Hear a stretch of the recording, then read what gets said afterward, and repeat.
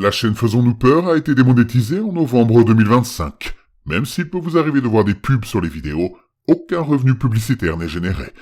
N'ayez pas peur de soutenir la chaîne à travers des donations ponctuelles, mensuelles ou des achats de très longues narrations sur le site Buy Me a Coffee. Votre soutien est essentiel pour l'avenir de la chaîne. Affreusement vôtre, la ruse.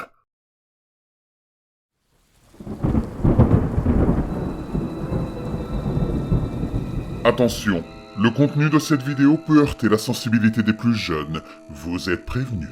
N'ayez pas peur de laisser un pouce bleu, d'activer les notifications et de vous abonner si ce n'est pas déjà fait. Il a été traqué pendant des heures pour une raison absurde. Aurélien courut aussi vite que ses jambes pouvaient le porter. Il évita les arbres et sauta par-dessus les rochers et les branches tombées, guidé uniquement par son instinct.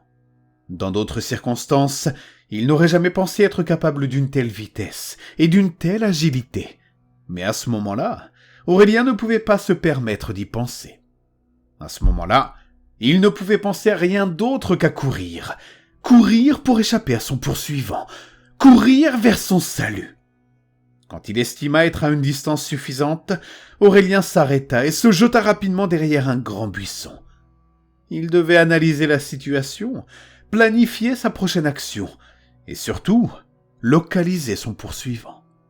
Ne pas pouvoir voir celui qui le poursuivait le remplissait rapidement de désespoir, rendant de plus en plus difficile le fait de penser clairement. L'autre pouvait être loin, ou tout près derrière lui, ou même caché quelque part, attendant de piéger Aurélien. Il devait s'assurer qu'il était en sécurité, au moins pour le moment, avant de pouvoir prendre la bonne décision. Caché derrière le buisson, Aurélien chercha une ouverture entre les feuilles et les branches, d'où il pourrait voir le sol devant lui sans se dévoiler. Il se lança alors dans la tâche désespérée de retrouver son poursuivant. Aurélien fit tout son possible pour regarder dans toutes les directions, mais il n'y avait aucun signe de l'autre.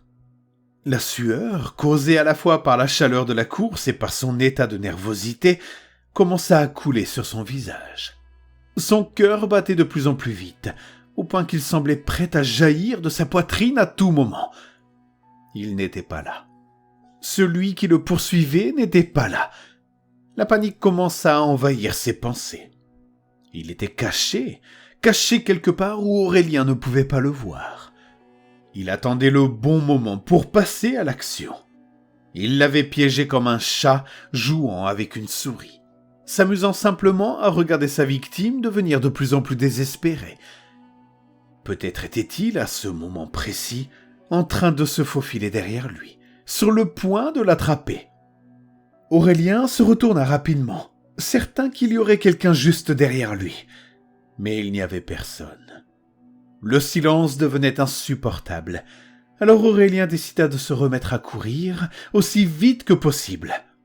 Mais au moment où il se relevait, il aperçut à travers les buissons quelque chose qui bougeait devant lui. C'était lui, son poursuivant, qui marchait avec un calme inquiétant.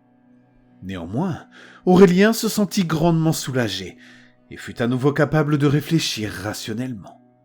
Il devait maintenant décider de la suite. Devait-il rester caché, en espérant que son poursuivant ne le voie pas lorsqu'il passerait à proximité? Ou valait-il mieux tenter une nouvelle course, même si l'autre semblait beaucoup moins fatigué que lui? Après tout, le corps d'Aurélien était encore épuisé par la course précédente. Ses jambes lui faisaient mal, et il n'avait pas encore complètement repris son souffle. Mais cela ne l'empêcherait pas de courir des kilomètres et des kilomètres si nécessaire. Il ne céderait pas à la fatigue tant qu'il ne serait pas en sécurité, car s'il se faisait attraper... Mais il interrompit immédiatement cette pensée. Se faire attraper n'était pas une option. Lentement et calmement, le prédateur s'approchait. Avait-il repéré la cachette d'Aurélien? Si c'était le cas, il jouait très bien la comédie, car il regardait dans toutes les directions, apparemment toujours à la recherche de quelque chose. Il était temps de prendre une décision, rester caché ou s'enfuir. À ce moment-là, Aurélien remarqua que son poursuivant semblait prendre une autre direction. Était-ce une ruse? Quoi qu'il en soit, Aurélien décida de tenter sa chance et de s'enfuir. Il avait déjà prévu son itinéraire. Tout d'abord, il quitterait la protection du buisson et se cacherait derrière un grand arbre situé dans la direction opposée à celle prise par son poursuivant. S'il réussissait à s'y rendre sans être vu, il pourrait courir dans cette direction en toute sécurité.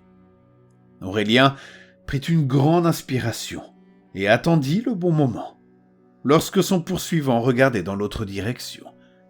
Dès que l'occasion se présenta, il bondit de derrière le buisson et courut vers le grand arbre, aussi vite et silencieusement que possible. Il se plaqua contre le tronc de l'arbre et, avec une extrême prudence, tourna la tête pour voir si son mouvement avait été remarqué. Son poursuivant ne semblait avoir rien entendu ni rien vu et continua à marcher dans l'autre direction. Aurélien expira soulagé. Il était pratiquement en sécurité maintenant, car il serait très difficile de le repérer. Avant d'avancer, il jeta un dernier coup d'œil à sa cachette derrière le buisson. Et là, il vit quelque chose. À l'endroit même où il avait passé ses moments désespérés, quelque chose scintillait au soleil. Il regarda de plus près et comprit ce que c'était. Apparemment, à un moment donné, pendant le peu de temps qu'il était resté là, son téléphone portable avait glissé de sa poche et était tombé dans l'herbe. Sans hésiter, Aurélien considéra son téléphone portable comme perdu. Il n'allait pas prendre le risque d'être vu en essayant de le récupérer. Après tout, ce n'était qu'un téléphone portable et un très vieux de surcroît. Le poursuivant était désormais loin derrière. Il était temps pour lui de prendre la fuite triomphalement.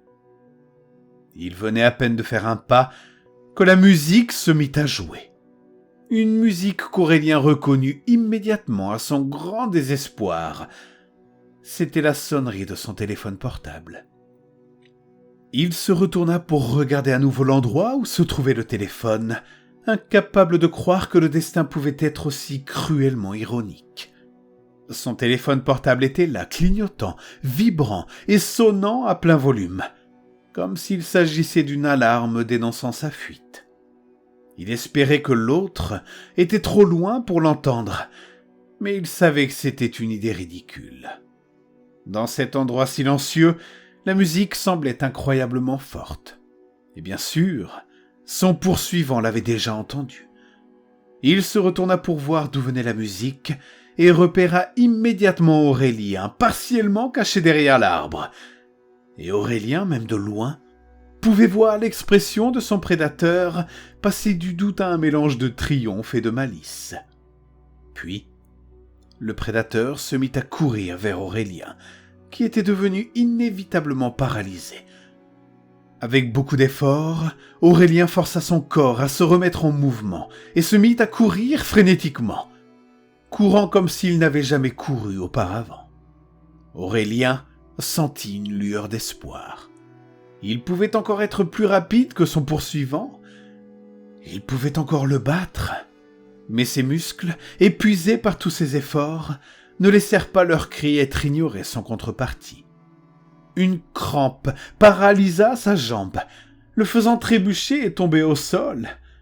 Il savait qu'il devait se relever rapidement.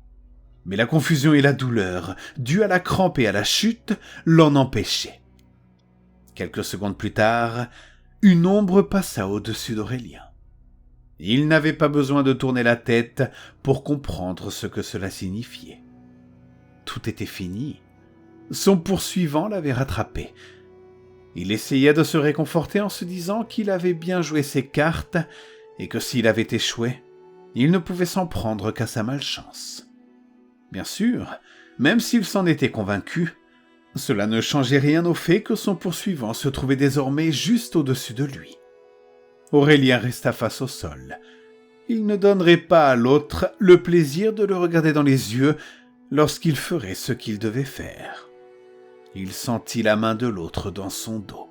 « Je t'ai eu! C'est toi le chat maintenant !» cria celui qui jusqu'à présent était le poursuivant, au moment même où il commençait à s'éloigner d'Aurélien. Aurélien se releva lentement, épousseta ses vêtements et regarda fixement dans la direction où l'autre s'enfuyait. La douleur avait presque disparu et l'heure de la vengeance avait sonné.